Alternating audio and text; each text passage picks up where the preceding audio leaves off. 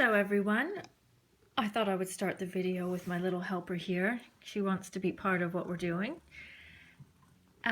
Also wanted to tell you that I'm having trouble. I can edit my videos, but I'm having trouble getting them to publish edited. It's called rendering. So I'm just going to have to do these videos and not edit them. So they may be a little bit longer because I usually edit out the boring stuff or people coming in and interrupting me, kind of a thing. But today I thought I'd show you Cuzzy because every time I take photos or videos, she wants to be right here. But I need to move you now, Cuz. Well, actually, I'll show you the project. So this is our project for September, the card project. And I know it's a little bit bright, but I'll have, of course, close-up photos on the PDF file as well. So my intent in showing you this one today is really to show you some different techniques for making these 3D flowers. There are lots and lots of different ways to do them, but I'll just show you one way. All right, let's get rid of the baby. Okay, come on, Cuz. Come on, Cuz. You can sit in your basket. Okay, now all the stamping is done with this stamp set called Timeless Texture. And this is one that I think is extremely useful, one that, you might look at and think how unexciting, but it's a great one to mix in with other stamp sets. But in this case today, we're only using this one, but we are using dies and punches for our main images. So let's get started. First, we'll start with our colors, which are soft suede, and I've got pink pirouette and very vanilla. And I've accented with my current favorite color, Sweet Sugar Plum. This color just goes with everything, it feels like, particularly with blues, but it also is toning in quite well with the other pinks we have in our range. So because I can't edit this, I've already embossed with the Softly Falling embossing folder, which is my favorite. It's just so versatile. So we'll fold this card in half, and this is a 5 by 10, so folding it in half will create that wasn't a very good crease. I don't see my bone folder here. Okay, oh, there it is, under my phone case. There you go. And we're going to do a lot of inking on this project as well, so I'll ink using the soft suede. And because it's such a light color, I won't go too terribly heavy.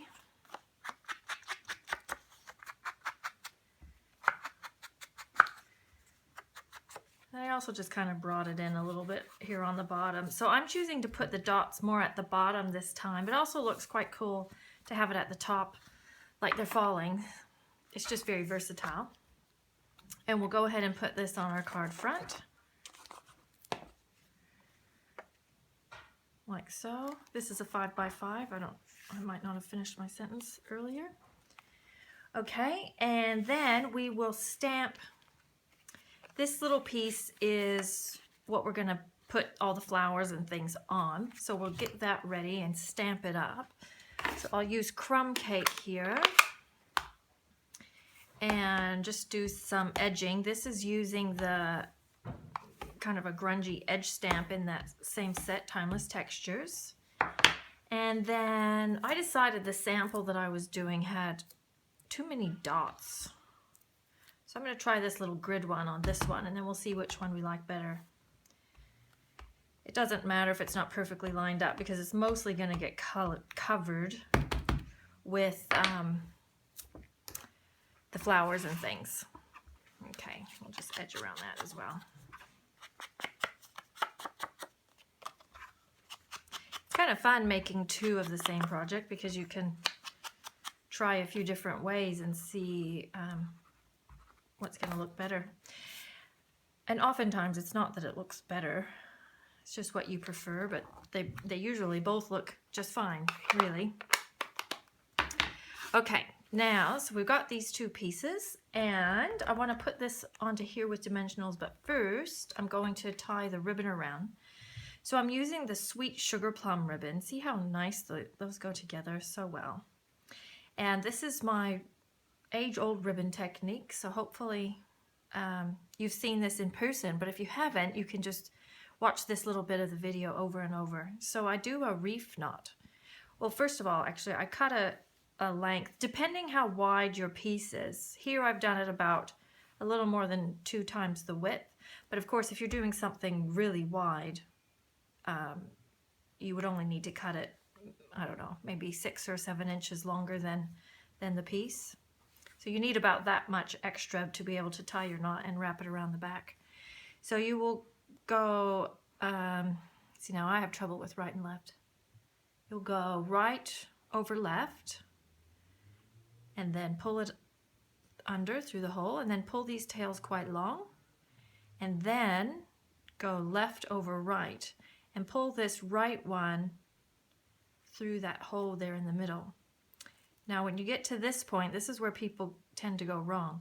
You'll want to pull it up from the bottom so that you don't end up with these really long tails that you end up just cutting off and throwing away.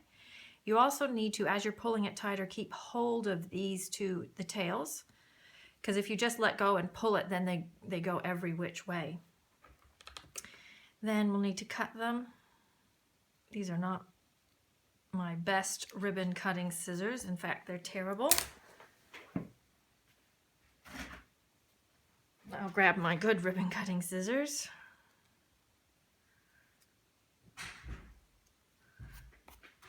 Hi Robert, I'm filming. And then you're going to cut that at about, I cut it at about 3 o'clock, but you can cut it at 6 o'clock or 9 o'clock or whatever's going to work for you. And then I'm going to put this around, just tie that around the back. Now I don't generally like to have things at halfway, but I also need to leave room for the words. So I'm going to put it about there, about maybe 3/5-ish, something like that. This is one of those times where you need 3 hands. But luckily our tape tears, so you don't need to try and cut it. Okay, that's pretty good. Just going to close that door. I have a very busy household. Okay, then we're going to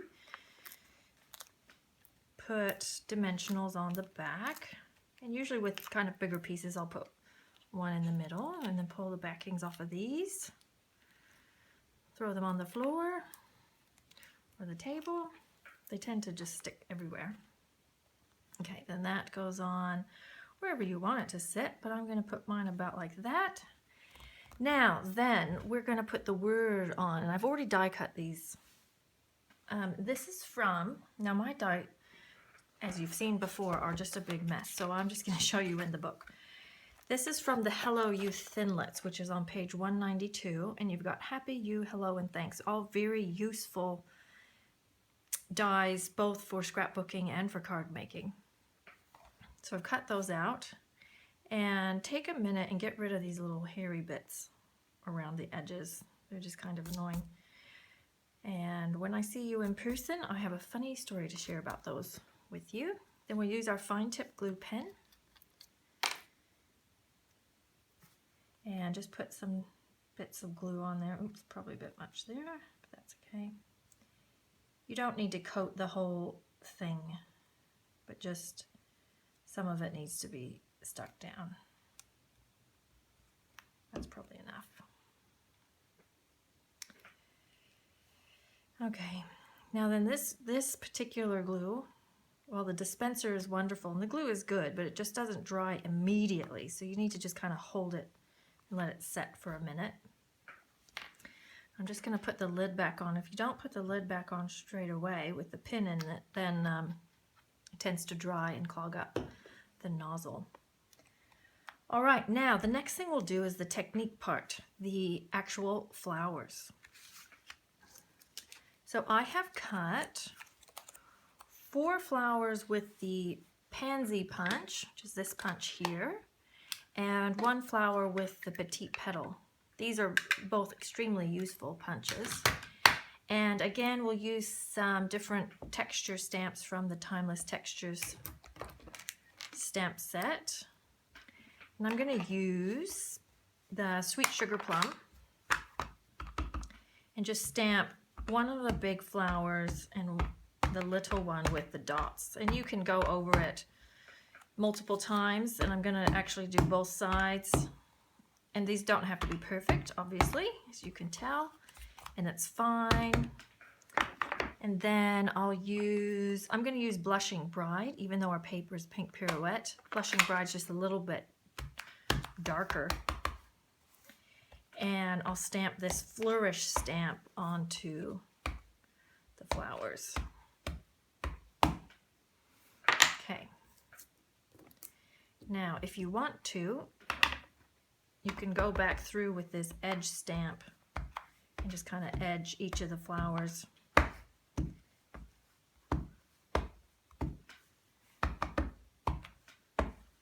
Once you start, you have to finish.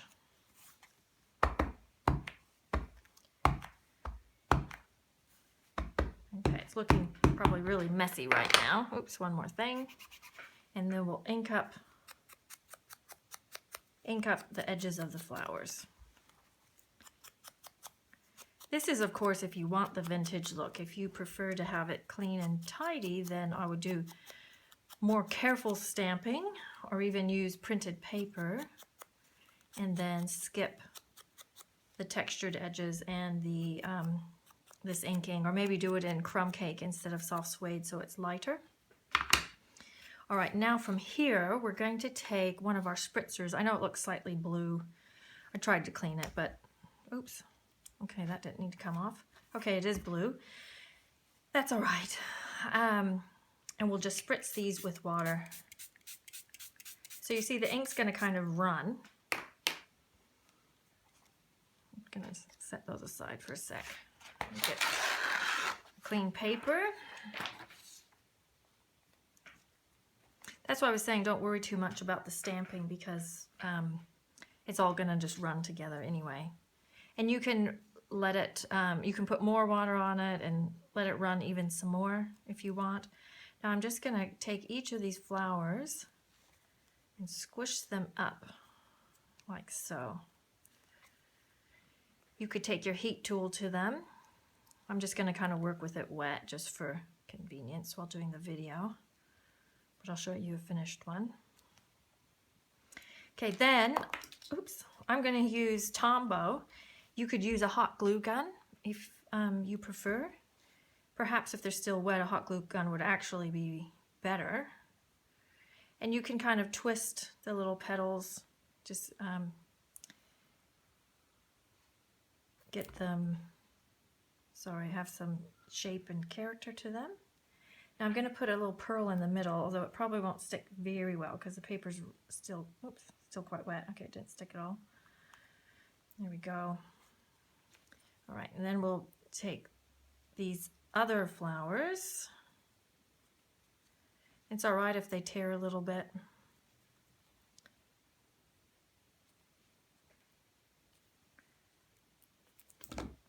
And we'll just layer them all together like so. Now these bottom ones I'd kind of turn down like this, the petals, so they're facing down. And then these other ones you can kind of just curl up.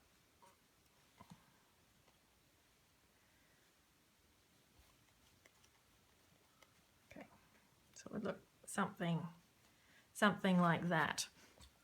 Now here are two other ones that I've done earlier. So you see this is kind of what they'll end up looking like. Now then the greenery, I have already die cut, and I have die cut those out of this one called Flourish Thinlets, page 194. This one I don't think is shown off to its best advantage in the catalog. It is an absolutely beautiful set with lots of flourishes and borders and flowers and little vines and things. So I've already cut those out and I've inked around the edges of them. So I've got 5 of these little vines, 5 little leaves, and I did 4 flowers. We'll see if we need 4.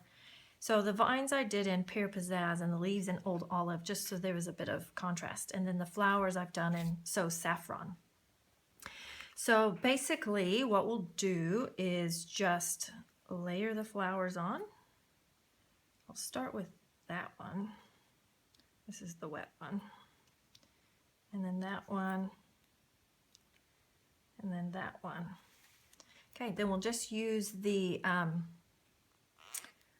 fine tip glue pen and basically just put the greenery in where we want it. Now I'm only putting glue on the stem so that these little, I guess, bud bits, I'll get rid of that, so that they still are kind of up off the project because they're not all glued down flat.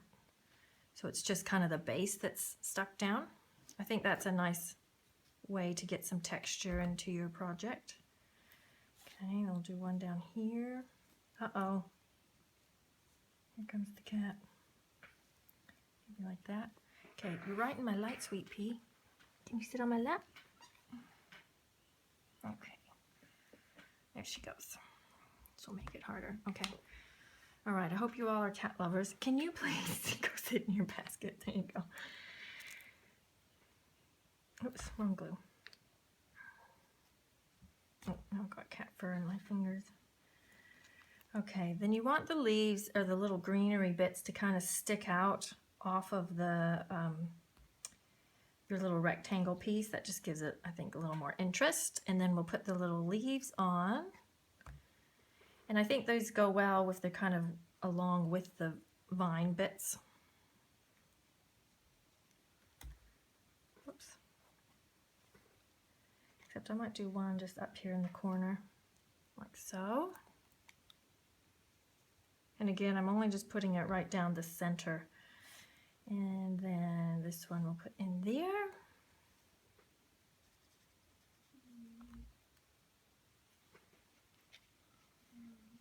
Because he's mad at me now. Gotta put that in there. Oops. I think that one might have moved. That's okay, we'll put this one there. Okay, then we've got these little yellow flowers, which I've inked them fairly heavily, so they're not like bright yellow or anything. And we'll just kind of tuck those in so they're somewhat hidden. I mean, not hidden, but you know, not as pronounced.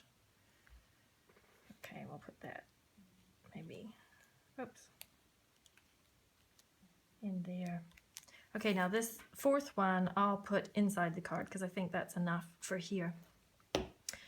All right, now from here, we will just put on some pearls and some sequins.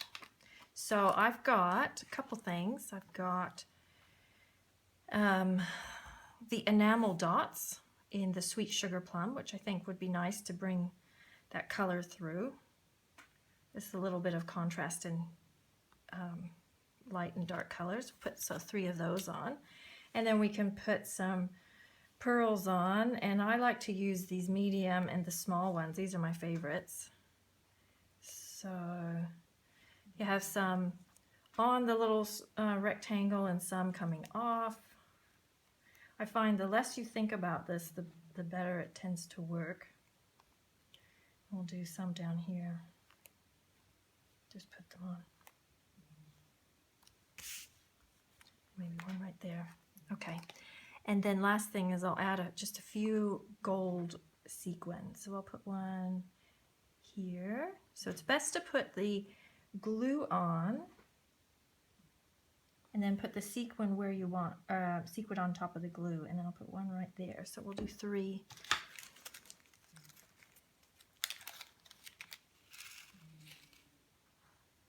I'm using gold, but you could use white or silver. Oops, I want that under the leaf. There we go. And there. Okay. Now I'll just show you the finished one again, or the one I did previously. They actually look pretty much the same. So inside the project, you can do a bit more of the stamping around the edges, the flourish, the dots or the grid pattern, and if you've got a flowers or some of the greenery left over, you can put that in. And then you've also got the envelope, which you'll need to make one because it's a 5 by 5, so you need an 8 1/8 by 8 1/8 square piece of paper, and then, or cardstock, and then you can just stamp that up to match the project. So I hope you've enjoyed, and I'll talk to you again next month.